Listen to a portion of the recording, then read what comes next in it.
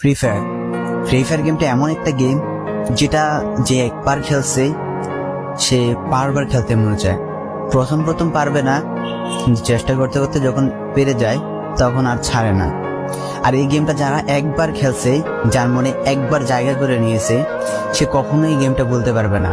সে যদি 1 দিন 2 দিন 7 দিনও না খেলে, সে 7 দিন পর আবার ঠিকই এই গেমটার ভিতরে ঢুকবে। কারণ এই গেমটা কখনো কাউকে কষ্ট দেয় না। এই গেমটা সবসময় সবাইকে আনন্দ রাখে।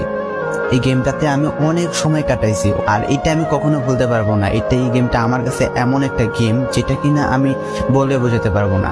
অ্যান্ড এই গেমটা শুধু আমার কাছে না, আমি মনে করি যে প্রত্যেকটা ফ্রি ফায়ার প্লেয়ারের কাছে অনেকটা ইমোশনাল টাইপের একটা গেম হয়ে গেছে। কারণ এই গেমটাতে বর্তমানে যে অবস্থা হচ্ছে, যে গেমে এমন আপডেট দিতেছে, আপডেট দেওয়ার কারণে পুরো গেমটাই চেঞ্জ হয়ে যাচ্ছে। আগের ফ্রি ফায়ার আর আগের মতো নেই।